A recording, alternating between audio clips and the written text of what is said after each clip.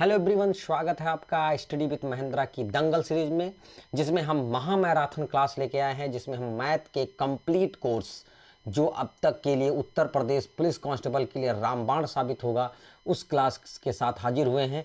तो चलिए class start करते हैं। पहला क्वेश्चन देखिए, कह रहा है कि दो धनात्मक संख्याओं का अनुपात 3:4 है, उनके वर्गों का योग 400 है, तो संख्या का योग क्या होगा। ध्यान दीजिए, अगर दो धनात्मक संख्याएं मतलब दो संख्याओं का अनुपात दिया है 3:4 दिया हुआ है।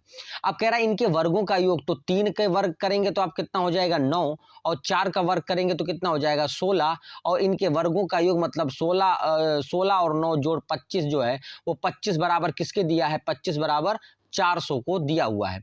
तो अगर 25 बराबर 400 को, तो 1 बराबर कितना हो जाएगा 400/25। अब 25 से जब 400 को काटेंगे तो 16 मर्तबा जाएगा। ध्यान रखिएगा कि हमने नंबर्स का स्क्वायर करके तब 400 के बराबर किया है, तो जो ये वैल्यू आएगी ये भी क्या होगी, किसी ना किसी का स्क्वायर होगी, तो ये वैल्यू किसकी हो जाएगी 4, वैल्यू क्या आ जाएगी 4, यही इसका क्या हो जाएगा रेशियो मान, ये रेशियो वैल्यू इसकी हो जाएगा। और हमेशा ध्यान रखिए, अगर अनुपात का प्रश्न है तो उसमें रेशियो वैल्यू का आना बहुत जरूरी है। अब संख्या में पूछा गया है संख्याओं का योग बता दिए, तो संख्या 3 और 4 का योग करना है, तो संख्या का अगर योग पता करना है तो अगर संख्या का योग पूछे तो 3 और 4 को पहले ऐड कर लीजिए, 4 और 3 7, फिर उसी रेशियो वैल्यू से उसकी मल्टीप्लाई कर देंगे, तो 4 से मल्टी 7 चौक 28, तो आपका आंसर कितना हो जाएगा 28। तो इसका ऑप्शन नंबर ए जो है वो सही हो जाएगा 28। देखिएगा नेक्स्ट सवाल क्या कह रहा है कि पी स्क्वायर प्लस 1/p² बराबर 47 दिया है, तो हमसे वैल्यू पूछा है p प्लस 1/p का। ध्यान रखिए, जब स्क्वायर की वैल्यू दी हो, स्क्वायर वैल्यू दी हो और p प्लस 1/p की वैल्यू पूछ रहा हो, या x टर्म लिखा हो, कोई भी टर्म हो, तो जो वैल्यू है उसमें या तो 2 प्लस हो रहा होगा या तो 2 माइनस हो रहा होगा, और 2 या प्लस या माइनस करने पर वो किसकी वैल्यू किसी ना किसी का वो स्क्वायर बनने लगेगा। तो देखिए 2 प्लस कब हो रहा है, जब हम p प्लस 1/p की वैल्यू पता करेंगे तो 2 प्लस होगा, और माइनस की वैल्यू पता करना होगा तो माइनस होगा। तो 47 में अगर हम 2 जोड़ देंगे तो कितना हो जाएगा 49, और 49 का लास्ट में क्या कर देना है अंडर रूट कर देना है, तो वैल्यू कितनी आ जाएगी 7। तो ऑप्शन नंबर सी सही हो जाएगा। ध्यान रखना है कि अगर कभी भी x² प्लस 1/x² की वैल्यू कुछ भी a दी हो और x प्लस 1/x का मान पूछे, तो a में आपको 2 ऐड करके क्या कर देना रहेगा अंडर रूट, और वहीं पे अगर x माइनस 1/x की वैल्यू पूछे तो a में 2 माइनस करके अंडर रूट कर देना होता है। किसी संख्या को 52 से भाग देने पर 44 शेष बचता है, यदि उस संख्या को 13 से भाग दिया जाए तो कितना शेष बचेगा। ध्यान से समझिएगा कि कह रहा है कि किसी संख्या को 52 से भाग देने की बात कर रहा है, तो 52 से जब हमें भाग दिया गया, 52 से भाग दिया गया, तो शेष कितना बच गया, रिमाइंडर कितना बच गया आपका 44। तो जब हमने 52 से भाग किया तो 44 शेष बचा। तो सवाल में पूछा गया कि जब हम 13 से भाग करेंगे तब रिमाइंडर कितना बचेगा। ध्यान रखिएगा, जो हमेशा ये जो जिनसे डिवाइड कर रहे होते हैं, ये भाजक संख्या जिसे भाग कर रहे होते हैं, अगर इसको देखेंगे तो एक जो होता है वो दूसरे का क्या होता है, एक जो संख्या होती है वो दूसरे की मल्टीपल ही होती है। जैसे 13 चौको 52 हो जाएगा, तो 13 चौको 52 हो गया, इसका मतलब 13 से हम जो रिमाइंडर बचा है उसको क्या कर लेंगे, भाग कर लेंगे। मतलब जिससे भाग करने को कहा जा रहा है कि इससे भाग करेंगे तो शेष क्या आएगा, तो जो शेष बचा है उसको 13 से भाग कर देंगे, तो 13 तियां कितना हो जाएगा 39 हो जाएगा, रिमाइंडर कितना शेष बच जाएगा 5। तो इसका आंसर कितना हो जाएगा, डी हो जाएगा 5। दो संख्याओं का योग 9 है, उनके व्युत्क्रमों का योग 1/2 है, तो संख्याओं में से एक संख्या है।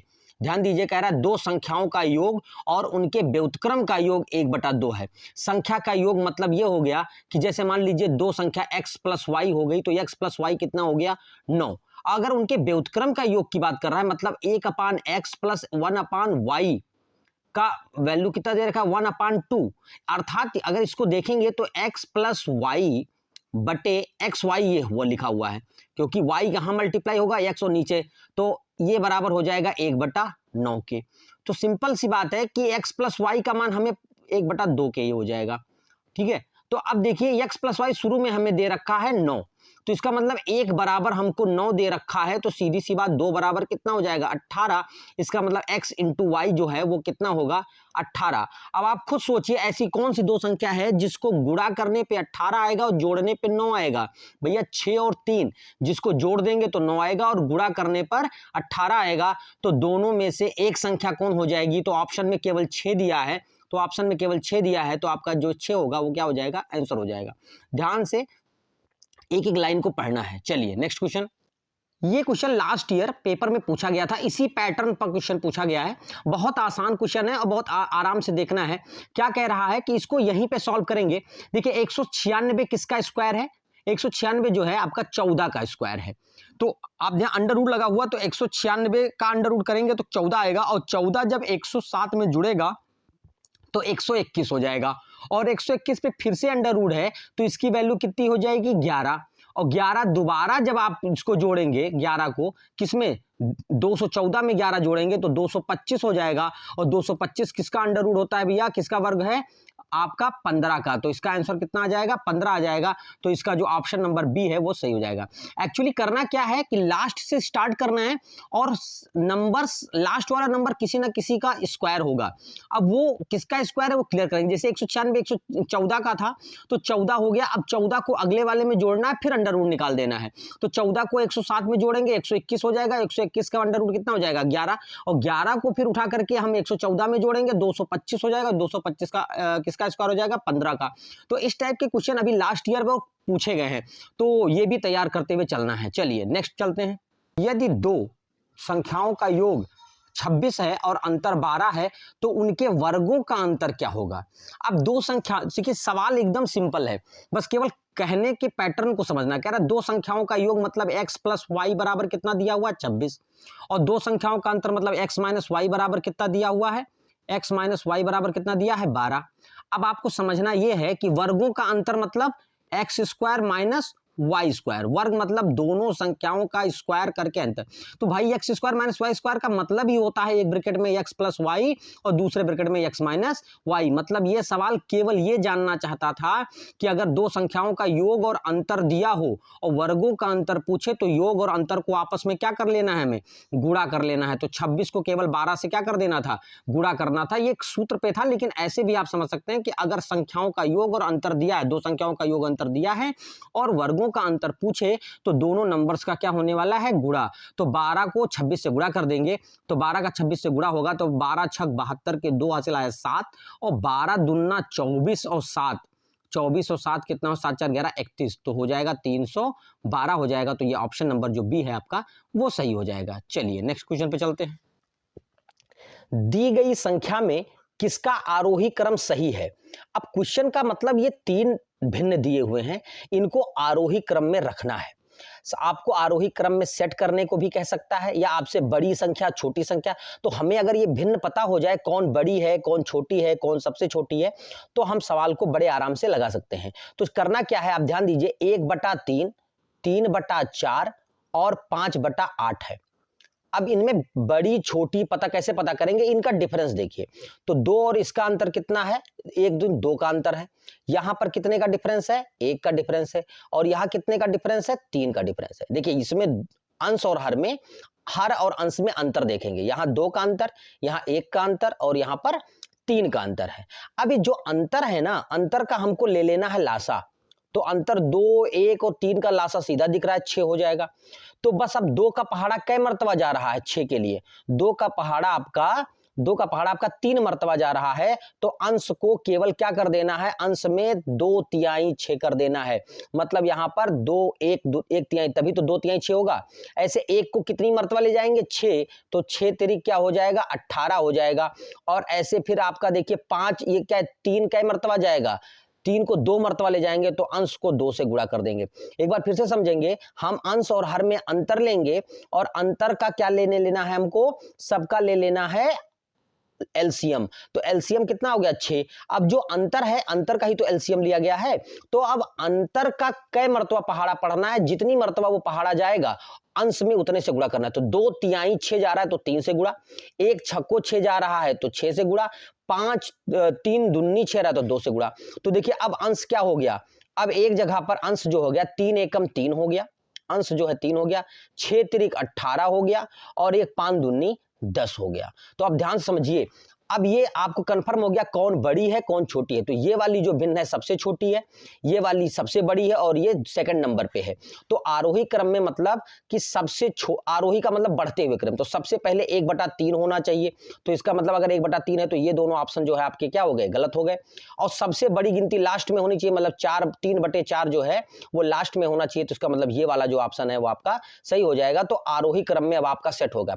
देखिएगा ये सवाल अभी पिछले साल 2018 में पूछा गया प्रश्न है, बहुत आसान सा प्रश्न है। कह रहा है कि सेम 256 नंबर से बट दशमलव आते चले गए हैं, इसमें प्लेस वैल्यू बदलती जा रही है और कह रहा है इसको ऐड करने पर क्या होगा। ध्यान से देखिए, इस सवाल को लगाते समय हम ऑप्शंस को भी ध्यान देंगे। सारे ऑप्शन में 284 284 284 284 मतलब दशमलव के पहले 284 सब में है, मतलब दशमलव के बाद की वैल्यू पे ही ध्यान देना है। तो हम क्या करेंगे कि सारी वैल्यूज में दशमलव के बाद की वैल्यू को हम जोड़ेंगे। तो देखिए पहले वाली गिनती में तो यहां पे देखिए दशमलव के बाद कोई गिनती है ही नहीं, तो आप दशमलव लगाने के बाद, यहां दशमलव लगाने के बाद जीरो बढ़ा लेंगे, 1 2 3 4 जीरो। अब 4 जीरो क्यों बढ़ाए, क्योंकि देखिए यहां वाले सवाल में दशमलव के बाद क्या गिनती है, 4, तो इसलिए पहले वाले में जब कुछ नहीं गिनती है तो 4 जीरो। अच्छा दूसरे गिनती में देखिए क्या है, दूसरे गिनती में देखिए दशमलव के बाद 6 है, तो दशमलव के बाद हमने 6 लिखा और कितने जीरो बढ़ा दिया, 3 जीरो बढ़ा दिया। इसी तरह हमने, अब हम यहाँ फिर दशमलव लगाएंगे और दशमलव के बाद देखिए यहाँ 5 और 6 है तीसरे सवाल में, तो 2 जीरो बढ़ा देंगे। ऐसे फिर देखिए दशमलव के बाद 2 5 और 6 है, फिर 1 जीरो, फिर यहाँ 0 5 2 5 और 6। अब बस इसी को हमें क्या कर लेना है, जोड़ लेना है। तो यहाँ पे जोड़ेंगे तो 6 आ जाएगा, ये आप जोड़ेंगे तो 6 5 11 के एक हासिल आवा 1 आ गया। और यहाँ पर अगर आप जोड़ेंगे तो 6 5 11 के 1 और 2 और 6 5 11 और 2 13 1 14 के 4 हासिल आया 1 आ गया। और आपको 6 5 11 11 और 1 क्या हो जाए, 11 और 2 13 13 13 1 14 के 4 और 10 एक हासिल बच गया, वो दशमलव के कहाँ आएगा, आगे आएगा। तो दशमलव के बाद कितनी कौन सा वैल्यू आ रहा है, 44 16। तो जिस भी ऑप्शन में 44 16 है वो आंसर आपका क्या हो जाएगा, सही हो जाएगा। तो इसका मतलब ऑप्शन नंबर डी जो है सही हो जाएगा। तो देखिए दशमलव के पहले की वैल्यू समान है, दशमलव के बाद की वैल्यू को ही क्या कर लेना है, इसमें ऐड कर लेना है। चलिए देखिए सेम वही सवाल फिर से एक बार और पूछा गया था उसी वर्ष में, क्या कह रहा है, तो यहाँ पर भी सेम वही चीज़ है। यहाँ पे भी दशमलव के बाद की वैल्यूज को जोड़ना है, क्योंकि दशमलव के पहले की वैल्यू सब में क्या है, समान है। तो देखिए पहले वाले गिनती में दशमलव के बाद कोई वैल्यू नहीं है, तो दशमलव के बाद हम क्या लगा देंगे, 1 2 3 4 जीरो लगा देंगे। फिर दशमलव के बाद देखिए यहाँ पर कोई गिनती नहीं, तो 4 जीरो ले लिया। 4 जीरो क्यों ले रहे हैं, क्योंकि देखिए आखिरी वाले में दशमलव के बाद 4 अंक है। फिर यहाँ पर देखिए 3 ले लिया, तो दशमलव के बाद 3 लगाया, फिर कितने जीरो रखा, 3 जीरो। फिर दशमलव ले लिया, दशमलव के बाद हमने यहाँ लिखा 4 3 और फिर डबल जीरो, क्योंकि 4 ही 3 है। फिर हमने यहाँ दशमलव लिया और दशमलव के बाद 1 4 3 जीरो ले लिया। फिर हमने दशमलव लगाया, दशमलव के बाद हमने क्या लिया, 0 1 3 4 3। अब आप उसको जोड़ लेना है, तो जीरो को जोड़ेंगे तो यहाँ कितना आ जाएगा, 3। यहाँ पर आप 4 और 3 7, और यहाँ 4 3 7 और 1 8, और यहाँ जोड़ेंगे तो 4 3 7 और 1 8। तो दशमलव के बाद क्या आ गया, 88 73। तो जिस भी ऑप्शन में दशमलव के बाद 88 73 है वो ऑप्शन आपका क्या हो जाएगा, सही हो जाएगा। तो देखिए ये सवाल 2018 में 2 बार पूछे गए हैं, 2 से 3 प्रश्न पूछे गए हैं अलग अलग शिफ्ट में। तो आपको करना क्या है कि दशमलव के पहले की वैल्यू सेम रहेगी, आपको दशमलव के बाद की वैल्यूज को जोड़ना है। और दशमलव के बाद देख लीजिएगा सबसे ज्यादा किसके पास अंक है, तो हर गिनती के बाद में उतने जीरो होने चाहिए। जैसे पहले वाले में कुछ भी नहीं था तो 4 जीरो, दूसरे वाले में एक गिनती थी तो उसके बाद 3 जीरो, ऐसे हम करके मेंटेन करके फिर इसको क्या कर लेंगे, जोड़ लेंगे। चलिए नेक्स्ट क्वेश्चन करेंगे। कह रहा है यदि 25 घोड़ों के लिए 270 किलोग्राम अनाज 21 दिन के लिए पर्याप्त हो तो 28 घोड़ों के लिए 180 किलोग्राम अनाज कितने दिनों के लिए पर्याप्त होगा। देखिए ये वर्क एंड टाइम का सवाल है। जब कई घोड़े या कई लोग हों तो वहां पर एक सूत्र लगता है M1 D1 H1 बटे W1 बराबर M2 D2 H2 अपान W2। ध्यान दीजिए M फॉर मैन है या कोई भी कारीगर है, जानवर है, या जहां जैसे यहाँ पर घोड़े का इस्तेमाल, तो कोई भी आदमी हो सकता है, कोई भी शख्स हो सकता है। D फॉर डे होता है, H फॉर आवर घंटा या टाइम जिसे आप कह सकते हैं, और work, W for work, work का मतलब होता है कुछ भी। आदमी दिन और घंटे के अलावा अगर क्वेश्चन में कुछ भी दिया है, चाहे वो किलोग्राम दिया हो, चाहे वो किसी चीज का निर्माण दिया हो, कोई भी क्वांटिटी, तो वो वर्क में ही रखी जाएगी, W में ही रखा जाएगा। तो जैसा कि ध्यान दीजिएगा, अब क्या करेंगे, सवाल में लिखा है 35 घोड़े, जो जरूरत हो वही लेंगे। 35 घोड़े कितने दिन काम करते हैं, 21 दिन काम करते हैं। देखिए यहाँ पर घंटा या समय तो दिया नहीं है, केवल डे दिया था। तो कितने, कई किलोग्राम खाते हैं, कई किलोग्राम अनाज है, 270 किलोग्राम अनाज है। अच्छा, फिर कह रहा है 28 घोड़ों के लिए कितने दिन का अनाज आएगा, कितने दिन का अनाज आएगा, और वो भी कई किलो, कितने दिन वो खाएंगे, जबकि कितने किलो अनाज दिया है, 180 किलोग्राम। तो अब बस इसको काट लेना है। देखिए ऊपर ऊपर ही कट रहा है, 7 चौक 28 और 7 त्रिको 21। ठीक है, नीचे देखिए एक जीरो से एक जीरो कट गया, और 9 से नीचे नीचे कट रहा है, 9 दूनी 18 और 9 त्रिका 27, और ये 3 से ये 3 कट गया। और अब आपका 2 का क्या हो जाएगा, अब यहाँ 2 का गुणा हो, अब 2 से कट रहा है, देखिए 2 एकम 2 और 2 दूनी 4। तो टोटल ओवरऑल क्या बच गया आपका, यहाँ बच गया 35 और इधर बच गया आपका 2D2। तो इसका मतलब D2 मतलब डे बराबर आ गया 35/2, और 35/2 का मतलब होता है 17.5 दिन, 17.5 दिन। 8 आदमी किसी काम को 10 दिन में पूरा कर सकते हैं। काम शुरू होने के 3 दिन बाद 4 आदमी छोड़कर चले जाते हैं, तो शेष बचे आदमी उस कार्य को कितने दिन में पूरा कर लेंगे। देखिए 8 आदमी 10 दिन में काम पूरा कर सकते थे। ध्यान से समझना है कि यहाँ सवाल कह रहा है कि आदमी कितने थे, 8 आदमी जो थे, वो 8 आदमी काम को कितने दिन में पूरा करने वाले थे, 10 दिन में आपको पूरा करने वाले थे। लेकिन प्रॉब्लम क्या आई कि आपकी प्रॉब्लम ये आया कि वो 3 दिन बाद 4 आदमी छोड़कर चले गए। तो आप यहां पर समझिए कि 3 दिन बाद, तो 3 दिन तो काम हो ही चुका है, तो काम कै दिन का बचा है, 7 दिन का। मतलब यहां M1D1 बराबर M2D2 लगेगा, M1। अच्छा 8 ही आदमी है तो बचा ही काम, तो 3 दिन बाद की बात करना है, 3 दिन बाद। तो 3 दिन का तो काम करके गए हैं, तो अब बचे ही काम को करना है। तो अगर 8 आदमी होते तो 3 दिन बाद कितने दिन में काम पूरा करते, 7 दिन में। किस काम को, बचे हुए काम को। क्यों, क्योंकि 3 दिन तो काम हो ही गया है, और 8 आदमी थे और पूरा काम कितने दिन में करने वाले थे, 10 दिन में करने वाले थे। तो 3 दिन बाद तो 8 आदमी 7 दिन में। तो अब आदमी भी 4 चले गए, तो आदमियों की संख्या बची कितनी, 4, और दिन कितने हैं अब आपको यही पता करना है। तो आप 4 से काट दीजिए, 4 दूनी 8 और 7 दूनी 14, तो D2 बराबर क्या हो गया, 14। तो यह ऑप्शन नंबर बी जो है आपका सही हो जाएगा कि शेष बचे आदमी, जो 4 आदमी बचे थे, शेष बचा काम, क्योंकि 3 दिन तो काम हो ही चुका था, तो 7 दिन का काम बचा था, वो भी कौन से आदमी करने के लिए, 8 आदमी। तो 7 8 56 काम जो है वो 4 आदमी करने वाले थे, तो हमने 4 से कट कर दिया, तो क्या आ गया, 14 दिन। तो जो शेष काम है वो कितने दिन में पूरे होने वाले थे, 14 दिन में पूरे होने वाले थे। एक व्यक्ति ए 90 मिनट में किसी कार्य को पूरा कर सकता है, जबकि बी वही काम को 54 मिनट में करता है। दोनों अगर साथ मिलकर काम पूरा करें तो कितना समय लगेगा। भैया अगर ए है तो ए कितने देर में करता है, ए करता है आपका 90 मिनट में, ठीक है, 90 मिनट में। और अगर वहीं पे बी है तो बी कितने देर में करता है, 54 मिनट में। तो अब दोनों का देखिए किस तरह से सवाल लगाते हैं, 2 लाइन खींचेंगे और इधर आपका कुल काम निकल के आएगा, कुल काम। और कुल काम को कैसे निकालते हैं, एलसीएम के थ्रू निकालते हैं। किसके थ्रू, एलसीएम निकाल देते हैं। तो 90 और 54 का एलसीएम कितना हो जाएगा, 90 और 54 का एलसीएम हो जाएगा आपका 270। कितना हो जाएगा, 270। 90 और 54 का एलसीएम निकालेंगे तो 270 हो जाएगा।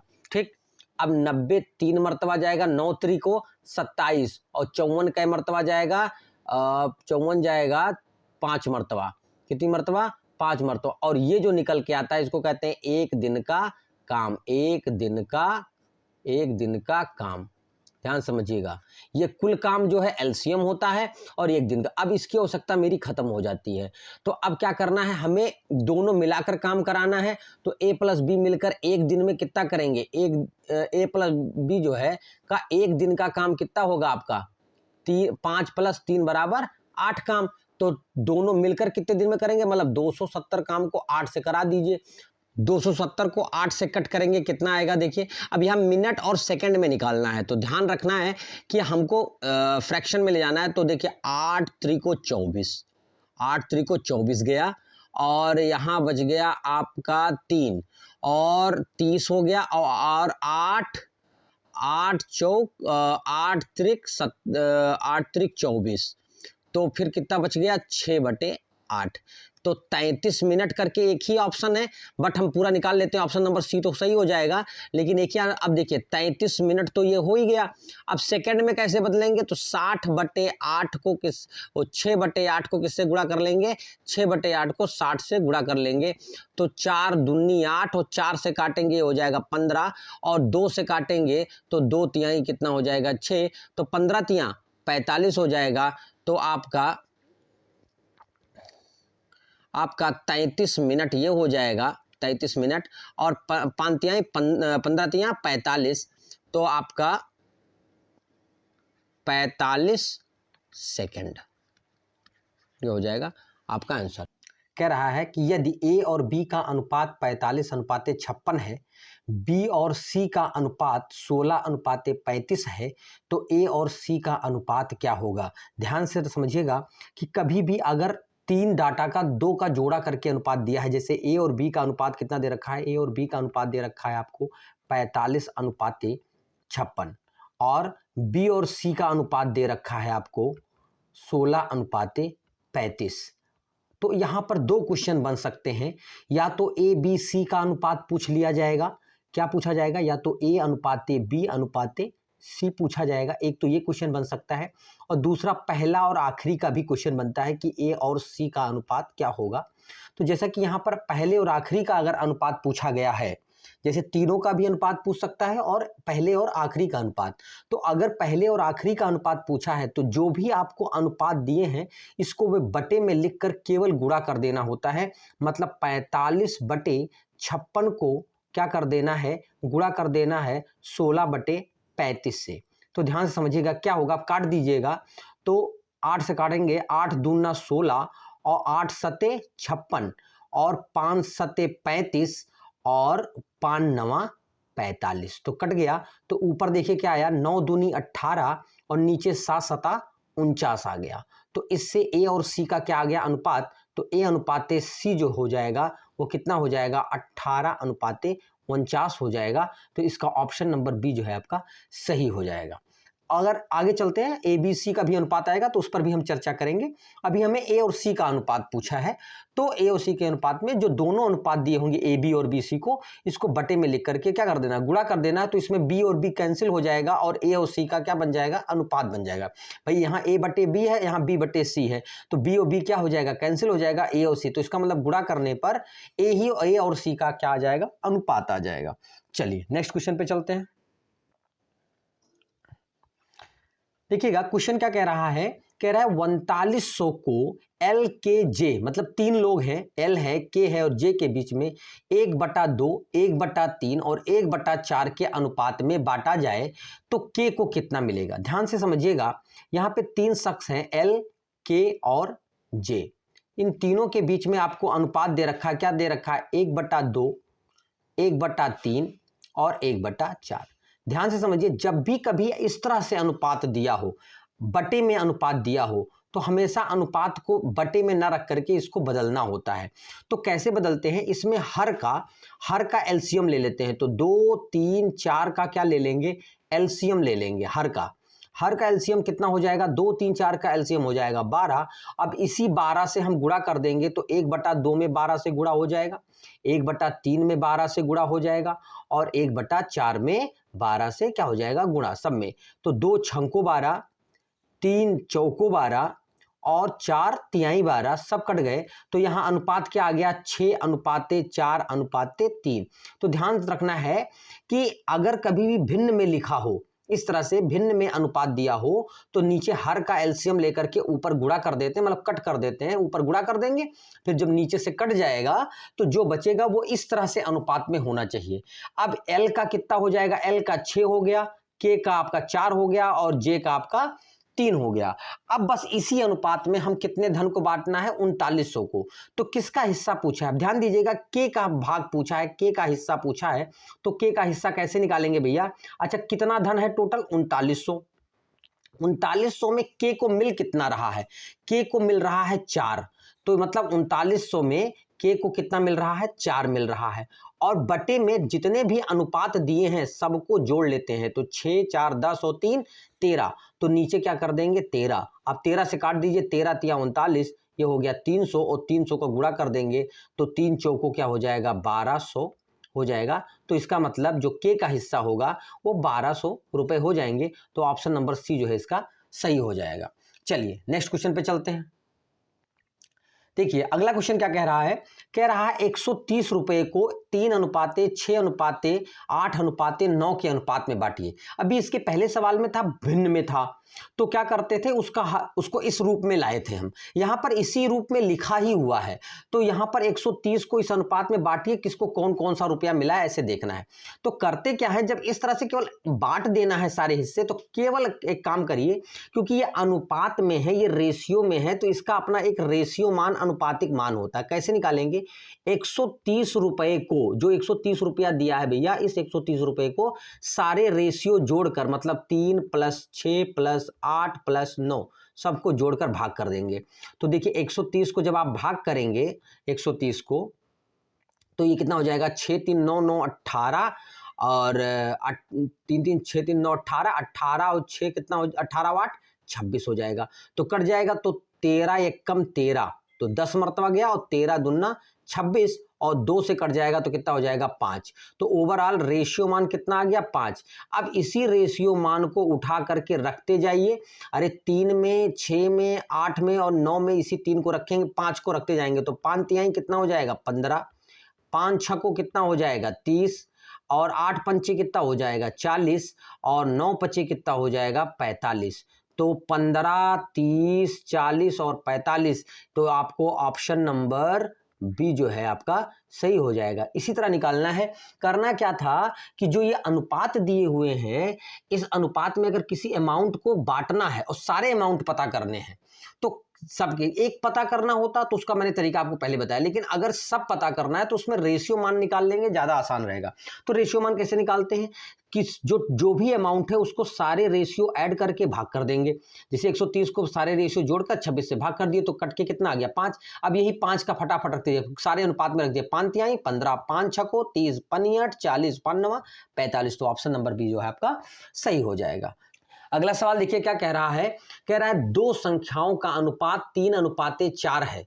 दो संख्याओं का अनुपात 3:4 है। यदि उनमें से प्रत्येक में 3 जोड़ दिया जाए तो उसका अनुपात जो है 10:13 हो जाता है। तो वो संख्या क्या है।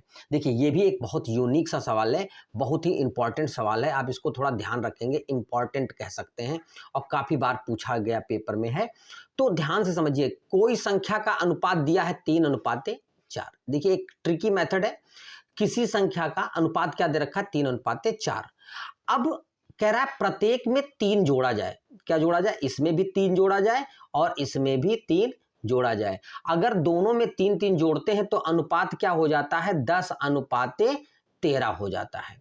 तो अगर 3:4 है, प्रत्येक में 3-3 जोड़ा जाए तो संख्या 10:13 क्या हो जाती है, 13 हो जाती है। तो संख्या कैसे पता, देखिए ऐसी दशा में हमने क्या बताया था कि अगर अनुपात का प्रश्न है तो उसमें रेशियो वैल्यू एक मैटर करता है, वो भी ध्यान रखना पड़ता है, जरूरत पड़ता है तो निकालना पड़ता है। तो यहाँ पर रेशियो वैल्यू निकालना पड़ेगा। तो सवाल कह रहा है 3:4 में एक संख्या थी, उसमें प्रत्येक में 3-3 जोड़ा गया। हो सकता है अलग अलग संख्या जोड़ी जा रही होती, हो सकता था ना, तो कोई दिक्कत नहीं है। मतलब 3:4 में जब 3-3 जोड़ते हैं तो संख्या 10:13 हो जाती है। तो रेशियो मान कैसे निकालेंगे, पहले 13 को 3 से गुणा करेंगे और 13 को 10, पहले यहां गुणा कर लेंगे। तो 13 तियां क्या हो जाएगा, 39, और 10 तियां कितना हो गया, 30, और 13 में से 30 को 39 में से 30 को क्या कर देंगे, घटा देंगे, कोई किसी में से घट जाए। अब उसके बाद में 13 को किससे गुणा करेंगे, 3 से, और 10 को किससे गुणा करेंगे, 4 से। तो 13 तियां 39 यहां भी हो जाएगा, और 10 चौको 40 हो जाएगा, और इसको भी आपस में घटा देंगे। तो 39 में से 30 घटा, आपका बचा 9, और 39 में से 40 घटा तो यहाँ भी बचा 1। देखिए यहाँ पे माइनस कंसीडर नहीं करना, बस अंतर देखना है। तो यहाँ कितनी वैल्यू आ गई, 9 आ गई, तो रेशियो मान आ गया 9। अब अगर यही संख्या पूछा जाए तो इसी रेशियो मान को इसी संख्या में रख देना होता है, तो संख्या बराबर क्या हो जाएगी यहाँ पे, तो संख्या जो है वो 3 और 4 है, तो तीनों में रेशियो मान रखेंगे, तो 3 9 27 और 4 9 36, तो दोनों संख्या क्या आ गई, एक तो 27 आ गई, और एक जो है 36 आ गई। तो आपका ऑप्शन नंबर डी जो है वो सही हो जाएगा। सवाल को बहुत ध्यान से समझना है और ध्यान से रखना है, क्योंकि ये बहुत इंपॉर्टेंट सवाल है। चलिए नेक्स्ट क्वेश्चन पे चलते हैं। सवाल क्या कह रहा है 0.16 और 0.64 के बीच मध्यानुपाती कितना होगा। ध्यान दीजिएगा, प्रश्न पूछ रहा है मध्यानुपाती। क्या पूछा है, मध्यानुपाती। ध्यान दीजिएगा, मध्यानुपाती का मतलब समझिए। यहाँ प्रश्न में मध्य, देखिए 3 तरह से प्रश्न पूछते हैं इस तरह डाटा दे करके। एक मध्यानुपाती पूछता है, एक आपका तृतीयानुपाती पूछेगा, एक तृतीयानुपाती पूछेगा, और एक आपका चतुर्थानुपाती पूछता है। क्या पूछता है, चतुर्थानुपाती, चतुर्थानुपाती पूछता है। तो 3 चीजें पूछी जाएंगी, ध्यान रखना है। यहाँ मध्यानुपाती में पहले चर्चा करते हैं, फिर मैं बाकी बताऊंगा।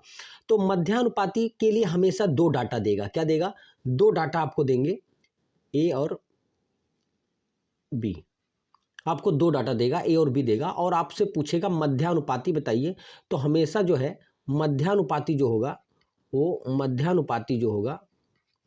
वो आपका क्या होगा, √AB, √AB। ध्यान रखना है, 2 डाटा आपको दिया होगा, और अगर आपसे मध्यानुपाती पूछ रहा है तो आपको करना क्या है कि उन दोनों का अंडर रूट निकाल देना है। मतलब √0.16 गुणे 0.64। ध्यान दीजिए, अब कैसे निकालेंगे अंडर रूट। देखिए अंडर रूट निकालने का सबसे आसान तरीका, पहले दशमलव हटा दीजिए। देखिए तो ये ऊपर हो जाएगा 16/100, और ये हो जाएगा दूसरा 64/100। तो देखिए अंडर रूट से जब कुछ बाहर निकालना होता है तो 2 का जोड़ा, तो नीचे देखिए 100 का 2 जोड़ा है, तो 1 जोड़ा बाहर आ गया। और 16 का अंडर रूट कितना होता है, 4, और 8 का अंडर रूट 64 का अंडर रूट 8, तो 8 चौको हो गया आपका 32/100, और 32/100 का मतलब 0.32। तो आपका ऑप्शन नंबर डी जो है सही हो जाता है। अगर हम तृतीयानुपाती की बात करें, तो तृतीयानुपाती में भी आपको 2 डाटा देगा, ए और बी। ध्यान से समझिएगा, तृतीयानुपाती निकालने के लिए आपको 2 डाटा देगा, और उसको क्या करना होगा कि अंतिम डाटा का स्क्वायर करके, मतलब बी का स्क्वायर करके ए से पहले डाटा से क्या कर देंगे, भाग कर देंगे, तो हमारा तृतीयानुपाती निकल आएगा। तो मध्यानुपाती में हम क्या करते हैं, 2 डाटा दिया होगा उसका अंडर रूट कर देते हैं, और तृतीयानुपाती में भी 2 डाटा दिया होगा, तो दूसरी डाटा का स्क्वायर करके पहले वाली डाटा से या पहले वाले नंबर से क्या कर देना होगा, भाग कर देना होगा। अच्छा, चतुर्थानुपाती, चलिए नेक्स्ट सवाल पे देखते हैं। देखिए यहाँ पे सवाल में क्या कहा है, चतुर्थानुपाती निकाल के बताइए। तो जैसा कि मैंने आपको मध्यानुपाती का बताया कि मध्यानुपाती में क्या करता है, मध्यानुपाती में हम 2 डाटा देगा और उसका हम क्या कर लेते हैं, अंडर रूट ए बी। अच्छा, तृतीयानुपाती के लिए क्या बताया कि तृतीयानुपाती में भी हमें 2 डाटा देगा, और दूसरे वाली वैल्यू का स्क्वायर करके हम पहले वाले वैल्यू से भाग कर देते हैं। अब चतुर्थानुपाती पे आ जाइए। चतुर्थानुपाती मतलब 3 प्रकार के प्रश्न बनेंगे। चतुर्थानुपाती, अगर आपसे चतुर्थानुपाती कहे तो आपको यहाँ पे ध्यान रखिएगा 3 डाटा देगा, 3 नंबर्स देंगे। देखिए जैसे यहाँ पे दिया हुआ है, और जब चतुर्थानुपाती दिया हो 3 नंबर्स दे तो क्या करना है, अंतिम के दोनों अंकों को गुणा कर, मतलब बी और सी को गुणा करके ए से, मतलब पहले वाले वैल्यू से क्या कर देना होता है, भाग कर देना होता है। तो चतुर्थानुपाती में अंतिम के 2 अंक मतलब 17 और 27 को गुणा करके, और हमको पहले वाले अंक मतलब 9 से क्या कर देना है, भाग कर देना है। तो 9 त्रिक 27 और 17 तिया क्या हो जाएगा, 51। तो इसका मतलब आपका चतुर्थानुपाती कितना आ जाएगा, 51। तो मध्यानुपाती में 2 वैल्यू देगा, उसका अंडर रूट करेंगे। तृतीयानुपाती में भी 2 वैल्यू देगा, तो दूसरे वाले का स्क्वायर करके, मतलब 2 बार गुणा करके पहले वाले से भाग कर देंगे। और चतुर्थानुपाती में 3 डाटा देगा, तो अंतिम के दोनों को गुणा करके पहले वाले से क्या कर देना है, भाग कर देना है। तो आपका आंसर आ जाएगा। चलिए नेक्स्ट क्वेश्चन पे चलते हैं। देखिए क्या कह रहा है सवाल कि 4 संख्याओं 4, 8, 12, 22 को समानुपातिक बनाने के लिए प्रत्येक में निम्न में से क्या जोड़ा जाना चाहिए। देखिए किसी भी चार नंबर्स को अगर समानुपातिक बनाना है, समानुपातिक, सीधा सीधा सवाल ऐसे पूछेगा कि समानुपातिक बनाना है, ये चारों डाटा को क्या बनाना है, समानुपातिक बनाना है, तो क्या कौन सा नंबर जोड़ा जाए। ध्यान दीजिए कभी भी अगर ए बी सी डी अगर चार वैल्यू को समानुपातिक कहे तो करना क्या है कि पहले दो वैल्यू ऐसे दो दो वैल्यू का सेट लेंगे और इसको लिखेंगे ए बटा बी और इसको लिखेंगे सी बटा डी। तो जो नंबर हमें पता करना है वो कैसे पता होगा, पहले क्रॉस, देखिए गुणा कैसे करते हैं, क्रॉस ही गुणा करेंगे। ए को डी से गुणा कर दीजिए, क्या करेंगे, ए को डी से, और फिर बी को किससे गुणा कर देंगे, सी से, और गुणा करने के बाद इन दोनों को क्या कर देंगे, घटा देंगे। और जिस तरह से मैंने इनको गुणा किया था उसी तरह से इन दोनों नंबर्स को हमें जोड़ भी लेना है, मतलब ए और डी को जोड़ लेना है और बी और सी को जोड़ लेना है, और जोड़ने के बाद आपस में क्या कर देना है, घटा देना है। तो हमारा वो नंबर्स पता चल जाएगा कि कौन सा नंबर है जिसको जोड़ने पर ये समानुपातिक हो जाएंगे। जैसे यहाँ पे प्रश्न लिखा है 4/8, तो ध्यान से देखिएगा, चार, एक तो हमने लिखा है इसको 4/8 और दूसरा लिख दिया 12/22, ये दो नंबर्स हो गए। अब इन्हीं को समानुपातिक बनाना है, तो समानुपातिक बनाने के लिए वो नंबर क्या होगा, पहले इसको गुणा करिए, तो 22 चौका, देखिए तिरछा गुणा करेंगे, 22 क्रॉस गुणा करना, 22 चौक 88 और 12 अट्ठे 96, एक तो ये हो गया, इसका अंतर ले लीजिए, घटा दीजिए। फिर 22 में 4 दो जोड़ दीजिए, 22 और 4 तिरछा ही जोड़ेंगे, 22 और 4 26, और फिर उसके बाद में 8 में 12 जोड़ दिए, तो 12 और 8 20, तो 12, इसका अंतर ले लीजिए। तो देखिए क्या हो गया कि 88 में से 96 घटेगा तो आपका बच जाएगा 8, और आपका 26 में से 20 घटेगा तो आपका बच जाएगा 6। देखिए किसी में से अंतर लेना, घट जाएगा, तो ये 2 से कट रहा है, 2 चौको 8 और 2 तिहाई 6, तो ये आ गया संख्या 3/4। तो इसका मतलब 3/4 अगर हम उसमें जोड़ दें तो संख्या क्या बन जाएगी, समानुपातिक। तो समानुपातिक बनाने के लिए हमेशा चार नंबर्स को समानुपातिक बनाना होता है, उसको इस तरह ए बी और बी सी करके बटे में लिखेंगे, क्रॉस ही करना है, क्रॉस गुणा करके एक बार घटाना है और फिर क्रॉस जोड़ करके एक बार घटाना। देखिए मैंने क्रॉस गुणा किया फिर घटा दिया, और क्रॉस हम क्या करेंगे, जोड़ करके फिर घटा देंगे, तो जो वैल्यू आएगी वो हमारी क्या हो जाएगी, वो संख्या हो जाएगी जिसको जोड़ने पर हमारा वो अनुपातिक मान निकल आएगा, मतलब वो वैल्यू समानुपातिक हो जाएगी। सवाल कह रहा है कि रमेश के पास 50 पैसे, 1 रुपए और 5 पैसे के सिक्के क्रमशः 2:3:5 के अनुपात में हैं। उसके पास कुल रकम 116 रुपए है, तो 50 पैसे के कितने सिक्के होंगे। ध्यान से समझिएगा, बहुत आसान सा सवाल है, थोड़ा ढंग से देखेंगे तो समझ में आ जाएगा। कह रहा 50 पैसे, 1 रुपए और 5 रुपए के उसके पास सिक्के हैं, और सिक्कों का अनुपात दे रखा है। देखिए सिक्के किस अनुपात में दे रखे हैं, सिक्कों का अनुपात दे रखा है उसको 2:3:5। अच्छा बताइए 50 पैसे को अगर, अच्छा यहाँ पे टोटल रकम क्या दे रखा है, कुल, यहाँ पे सवाल का सबसे बड़ा फर्क पड़ता है रुपए कि रुपया कुल टोटल दिया कि सिक्का, तो यहाँ रुपया दिया है तो सबको रुपए में बदलना है भैया। तो 50 पैसे को अगर आप रुपए में बदलोगे तो 50, यहाँ जितना भी पैसा रुपया इसको रुपए में बदलना पड़ेगा, किसमें बदलना पड़ेगा, रुपए में। तो कैसे रुपए में बदलेगा, अरे 50 पैसे को रुपए में कहोगे तो आधा रुपया, 1 रुपए को रुपए में कहोगे तो 1 रुपया, और 5 रुपए को रुपए में कहोगे तो 5 रुपया। देखिए अगर 5 रुपए को 5 रुपया तो रुपये में है ही है, 1 रुपए का 1 रुपया और 50 पैसे को आधा रुपया, सब रुपए बदल गए। अब इसको गुणा कर दिए, तो 2 को आधा से गुणा करोगे, 2 को आधा से गुणा करोगे तो 1 आ जाएगा भाई, 2 गुणे आधा तो 2 2 कट जाएगा, 1 बचेगा, 3 एकम कितना आ जाएगा, 3 आ जाएगा, और 5 25। अब यही टोटल जोड़ के, मतलब 1 + 3 + 25, यही टोटल जोड़ के किसके बराबर है, 116 के, मतलब आपका 3 1 4 और 25 और 4 29, 29 बराबर 116 के। तो 1 बराबर किसने आ गया, 116 को आप 29 से भाग कर दीजिए तो कितना आ जाएगा, 4 मरतबा जाएगा। देखिए 4, 29 चौके 4 मरतबा, तो 1 बराबर 4 किया गया। अब सवाल में ये पूछा गया है कि 50 पैसों के सिक्कों की संख्या कितनी है। तो देखिए यहाँ 1 की वैल्यू आ गई, है ना, ये 1 की वैल्यू आ गई। तो आप 50 पैसे के कितने सिक्के हैं, तो इस वैल्यू को उठा करके सिक्के में रख दीजिए। तो ये 50 पैसे के कितने सिक्के हैं, 2। तो 2 को, तो 50 पैसे के सिक्कों की संख्या 50 पैसे के सिक्कों की संख्या क्या हो जाएगी, सिक्कों की संख्या बराबर हो जाएगी, आप क्या करेंगे, 50 पैसे कितने सिक्के थे पहले, 2, और 2 को गुणा कर देंगे किससे, जो रेशियो वैल्यू आया है इससे गुणा, 4 दूनी 8, तो 50 पैसों के सिक्का कितने हो जाएंगे, 8 हो जाएंगे। अगर यहीं पे आप मान लीजिए आपसे 1 पैसे के पूछा होता, 1 रुपए के कितने सिक्के हैं, तो 1 रुपए के कितने हैं, किससे, 4 तिहाई 12, और 5 पैसे के कितने हैं, तो 5 पैसे के कितने हैं, तो 4 पंचे 20 सिक्के, कितने सिक्के, 20 सिक्के। तो सिक्कों से गुणा कर देना, सिक्कों के अनुपात में लगातार 5 4 से, ये अनुपातिक मान है, और अनुपातिक मान फटाफट रखेंगे तो सिक्कों का जो अनुपात है वो आपका क्लियर हो जाएगा। ठीक है, तो चलिए नेक्स्ट क्वेश्चन पे चलते हैं। 1.5 दिन, 1 से 1/2 मतलब 1.5 दिन का 15 मिनट कितना प्रतिशत होगा, 1.5 दिन का 15 मिनट कितना प्रतिशत होगा, ये पूछा गया है 15 मिनट।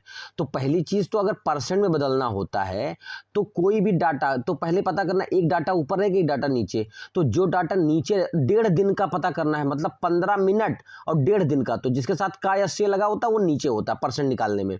तो एक तो आपको ध्यान रखना है 15 मिनट, तो एक तो ये आपका 15 मिनट हो गया, 15 मिनट, 15 मिनट हो गया, और नीचे लिखा 1.5 दिन।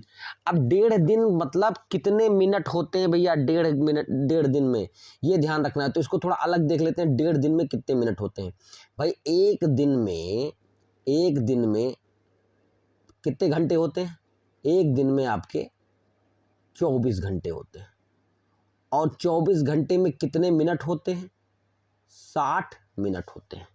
तो ये हो जाएगा आपका कितने दिन का, एक दिन का, तो आपका 0, 6 चौक 24 के 4 हासिल आया 2, और 6 दूनी 12 और 2 14, 1440। तो एक दिन में 1440 मिनट हो गए। अब 1.5 दिन का पूछा है तो आधा और ले लेंगे, तो 1.5 दिन का तो इसका कितना हो जाएगा, 720 आधा और ले लिया। 1.5 दिन का तो टोटल हो गया आपका 6 और 7 2160। तो मतलब 1.5 दिन का टोटल, 1.5 दिन का आपका 1 से 1/2 दिन का आपका कितना हो जाएगा, 2160। अब 2160 यहाँ लिख दीजिए, ये भी किसमें बदल गया, मिनट में। भाई 1.5 दिन नीचे लिखा जाएगा तो 1.5 दिन का लिख गया, और गुणे कितना हो जाएगा, 100।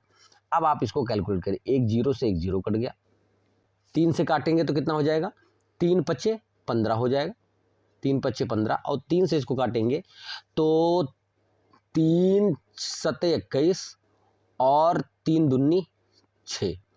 फिर आप 2 से काट दीजिए, तो यहाँ पर आपका हो जाएगा 2 पंचे 10, और फिर 2 से काटेंगे ये हो जाएगा 36। तो हम 25/36, 25/36, तो 25/36 क्या आ जाएगा, परसेंट। ऑप्शन नंबर जो सी है वो आपका सही हो जाएगा।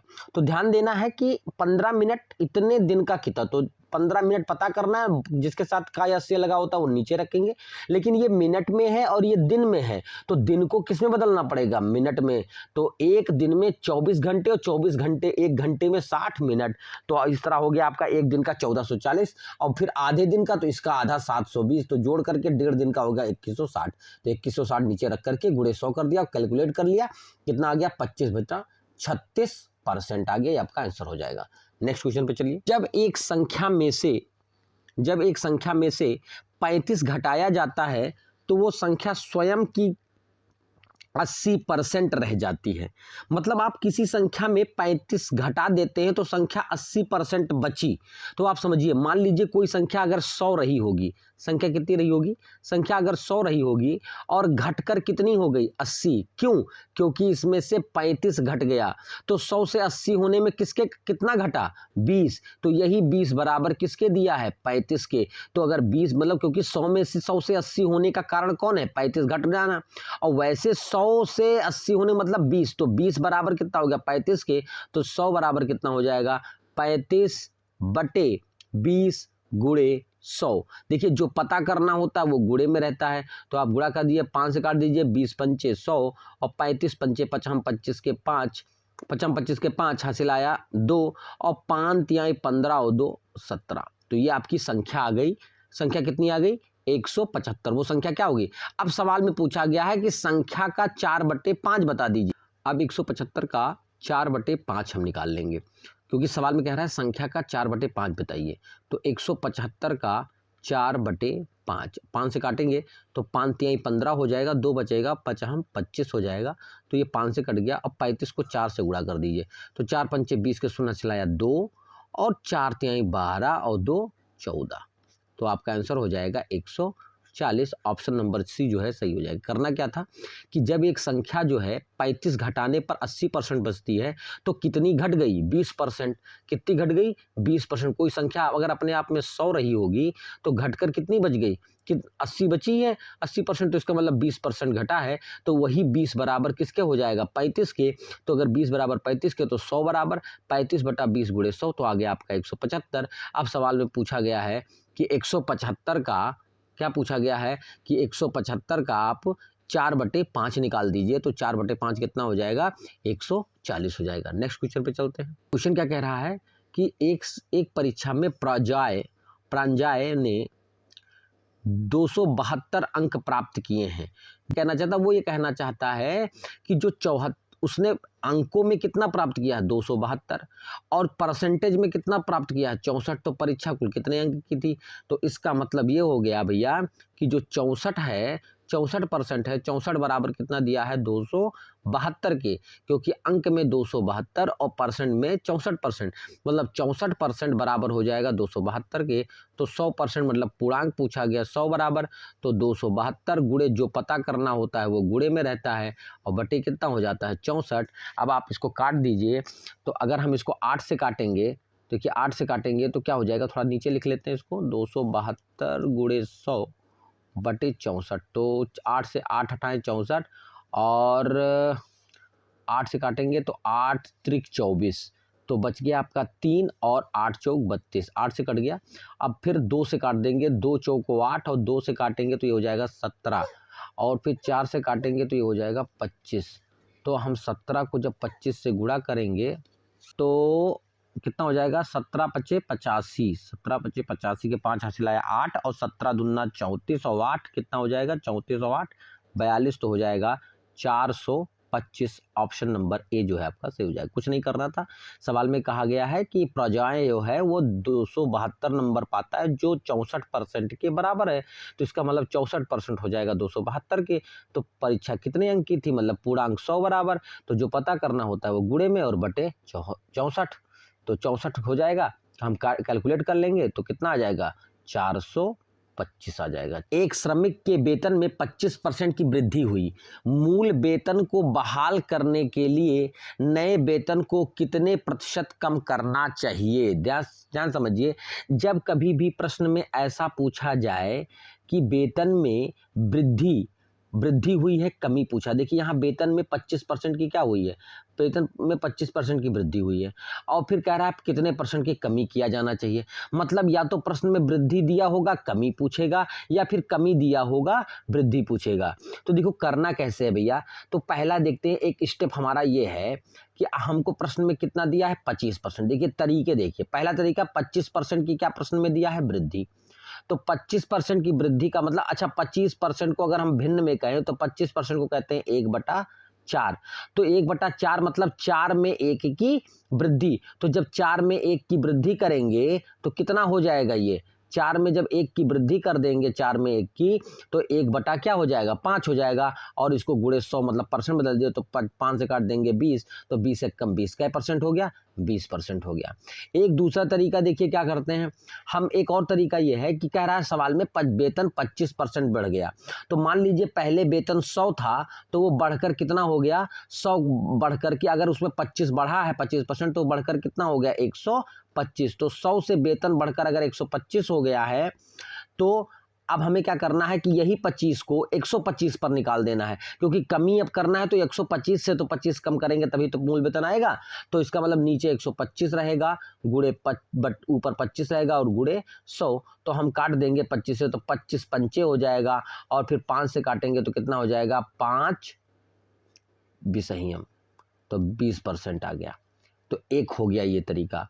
और लास्ट तीसरा तरीका देखिए, ये सूत्र होता है x/x plus 100 plus x, 100 plus x गुणे 100। अगर वृद्धि है तो प्लस और कमी है तो माइनस, वृद्धि है तो प्लस, वृद्धि है तो प्लस और कमी है तो माइनस करेंगे। तो यहाँ पर वृद्धि है तो 25/100 प्लस 25 और गुणे कितना हो जाएगा 100। तो यहाँ पर 25/125 गुणे क्या हो जाएगा 100 हो जाएगा। तो 25 पंचे हो जाएगा और 5 से कट जाएगा, कितना आ जाएगा 20। तो कितना आंसर आ गया 20%। तो देखिए 3 तरीके हैं आपके पास। सबसे बेस्ट तरीका ये और ये है। सूत्र तो आपको हर बुक्स में मिलेगा, लेकिन इन्हीं दोनों रूल्स को फॉलो करना है। ये दोनों रूल्स जानना जरूरी है। ये जरूरत तब पड़ सकती है जब आपको यहाँ पर वैल्यू फ्रैक्शनल दी होगी, तब ये मेथड सबसे आसान होगा। अदरवाइज नंबर्स अगर दिया है, जैसे 25 दिया है, 30 दिया है, 20 दिया है, तो यहाँ पर ये भी मेथड अपना आसान है। तो हमें इन्हीं दो मेथड्स को ध्यान रखना है। ये सूत्र है, किताबों में आपको हमेशा मिलेगा, तो ये उतना प्रॉपर ठीक नहीं है। तो ये दोनों आपको ध्यान रखना है। चलिए नेक्स्ट क्वेश्चन पे चलते हैं। एक शहर की जनसंख्या 8000 है। यदि पुरुषों की जनसंख्या में 8% की और महिलाओं की जनसंख्या में 12% की वृद्धि हो जाए तो जो जनसंख्या है वो बढ़कर कितनी हो जाती है? 8680 हो जाती है। तो एक बात बताइए, महिला पुरुष अलग अलग बढ़े वो तो ठीक है। देखिए महिला कितनी बढ़ी है, महिला कितनी बढ़ गई आपकी? महिला बढ़ गई आपकी 12% और पुरुष बढ़ गए कितना आपके? 8%। लेकिन ओवरऑल कै परसेंट बढ़ा है ये निकालना है। तो आप देखिए 8000 से जनसंख्या कहाँ पहुंच गई है? 8000 से 8680, मतलब 680 जनसंख्या बढ़ी है कितने में? 8000 में। तो इसको आप परसेंट में निकाल दिए। देखिए 2 जीरो इसका कैंसिल आउट हो गया, 1 जीरो इसका कैंसिल आउट हो गया। और आप इसको 4 से काट देंगे, तो 4 से काटेंगे, 2 से काट दीजिए, तो आपका ये हो जाएगा 34 और ये हो जाएगा 4। फिर आप इसको 2 से काट दीजिए, 2 दूनी 4 और ये 2 से काट देंगे 17। तो ये कितना आ जाएगा? 17/2 आ जाएगा। काट लीजिएगा आप। तो 4 से काटेंगे, 4 दूनी 8 और 17 चौका 68। तो 17 क्या आ गया? 2। तो इसका मतलब यहाँ जो वैल्यू आ जाएगी वो 17 क्या हो जाएगी? 2 हो जाएगी। अब समझिएगा, महिला का परसेंटेज वृद्धि कितनी है? 12%। पुरुष की परसेंटेज वृद्धि कितनी है? 8%। और जब ओवरऑल दोनों को जोड़ दिए तो कुल वृद्धि कै परसेंट है? तो कैसे निकाला मैंने? 8000 में 8680 हो जा रहा है। तो इसका मतलब 680 8000 का कै परसेंट है हमने निकाल दिया। 680 80/8000 गुणे 100। तो जब काटा पीटा तो 17 क्या आ गया? 2% आ गया। यही 17/2% यहाँ रख देना। अब इसमें से घटा कर इधर लिखना है, इसमें से घटा करके इधर लिखना है। तो आप 12 में से 17/2 घटा दीजिए और इधर आप 17/2 में से 8 घटा दी, कोई किसी में से घटा। 8 दूनी 16, तो 8 दूनी 16 17 में घट जाएगा तो 1/2 और 7 और क्या नाम है 12 दूना 24, 24 में से 17 घट जाएगा तो 24 में से 17 घटेगा, कितना बचेगा? 7। तो 7/2। अब यही आप 2 कैंसिल कर दीजिए तो 1 अनुपात क्या आ जाएगा? 7। तो मतलब महिला और पुरुषों की जनसंख्या का अनुपात कितना है? 1:7।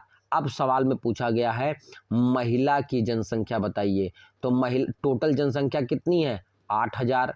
अब 8000 में महिला कितनी है? देखिए इधर वाला महिला, इधर वाला पुरुष, 1 और टोटल जोड़ लीजिए दोनों को। टोटल क्या कर लेते हैं दोनों को? 7 और 1 को जोड़ लेते हैं 8। तो 8 से काट दीजिए, 8 से कट जाएगा, कितना हो जाएगा? 1000 और 1000 कम 1000। तो महिला की जनसंख्या उस जगह पर कितनी थी? 1000 थी। ठीक है। अगर पुरुषों की पूछता तो बाकी 7000 जो है वो पुरुषों की जनसंख्या होगी। तो इसमें महिला की वृद्धि पुरुष की वृद्धि दिया था, दोनों को मिला की वृद्धि पता करनी थी। तो यहाँ पे देखिए 8000 से 8680 हो रहा था, तो 680 की जो ग्रोथ थी वही हमें लेना था। तो 680 8000 का कै परसेंट है हमने निकाला, कितना आ गया? 17/2। तो यहाँ पर हमने 17/2 रखा। अब इसमें से घटा कर इधर लिख दिया, इसमें से घटा के इधर लिख दिया। तो घटाना है आपस में। तो जब घटाया हमने तो 17/2 में से 8 घटाओगे तो 1/2, 8 दूनी दूनी 16 और 17 में से 16 घट जाएगा, कितना बचेगा 1, 1/2 और यहाँ 12 दूना 24, 24 में 17 घटेगा 7, 7/2, 2 2 नीचे नीचे कैंसिल आउट, तो 1 कितना हो गया 7। और जब 1:7 हो गया तो अब इसी 1:7 में जो पहले की जनसंख्या 8000 थी उसको क्या कर देना भैया, बांट देना है। तो 8000 में महिला कितनी है, 1 है, और पुरुष कितने हैं 7। तो बस 8000 गुणे महिला 1 बटा टोटल जोड़ के 7 और 1 8, 8 8 कट गया, 8 1 कम 8, 1000, 1000 1 कम 1000। तो महिलाओं की संख्या कितनी हो जाएगी 1000 और पुरुषों की जनसंख्या कितनी हो जाएगी 7000 हो जाएगी। ठीक है, ध्यान रखना है। तो यहाँ ऑप्शन नंबर जो डी है वो सही हो जाएगा। कह रहा है कि एक चुनाव में 2 उम्मीदवार थे, हारने वाले उम्मीदवार ने 41% मत प्राप्त किया तथा 55-80 मतों से वो पराजित हो गया, तो कुल मतों की संख्या कितनी थी। ध्यान दीजिएगा, कुल मतों की संख्या का मतलब, अच्छा कुल मत कितने हो सकते हैं, हमेशा परसेंटेज के सवालों में मैंने बताया है कि जब भी परसेंटेज का सवाल हो और आपसे कुल पूछा जाए तो इसका मतलब कुल बराबर हमेशा कितना होता है 100 होता है।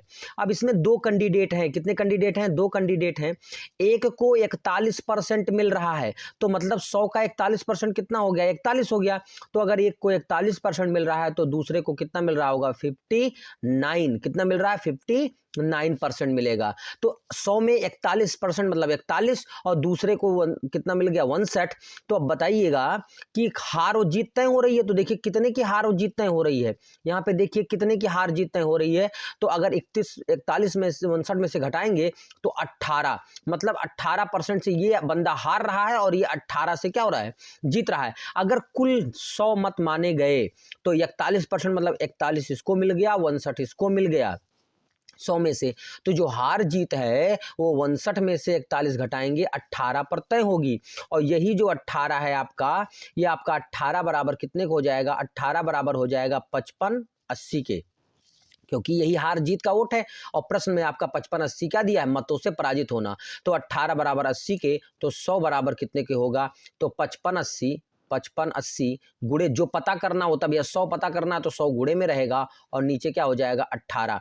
अब देखिए इसको काट सकते हैं आप, 18 से काटिए, 18 18 54, 18 54, ये कट गया, एक बच गया और 18 एक कम 18 कितना हो गया पूरा का पूरा कट गया 18 से, तो 300 कितना बचा 10, और 310 को जब 100 से गुणा करोगे तो 2 जीरो और बढ़ जाएगा, तो कितना हो जाएगा 31,000। तो कुल मतों की संख्या कितनी हो गई 31,000 हो गई। ध्यान से प्रश्न को समझना है, यहाँ पर ऐसे भी प्रश्न आएंगे जिसमें वैध अवैध की बात है, लेकिन अभी वो नहीं आए हैं। अभी कुल मत पूछा गया तो हमेशा कुल मत 100 मानेंगे। अब 2 उम्मीदवार उसमें उठ पार है, एक को 41% मतलब एक को 41 मिला, तो बाकी जो बचा 59 वो दूसरे को मिल जाएगा। अब जब दोनों को जितना मिला उसी को घटा देंगे, वही हार जीत वाला मत है, और वही हार जीत वाला मत जो है सवाल में दिए गए हार जीत मत के क्या हो जाएगा बराबर हो जाएगा, तो 100 बराबर हमसे पूछ लिया जाएगा। नए सवालों और अच्छे सवालों के साथ फिर मिलेंगे, तब तक के लिए जय हिंद जय भारत।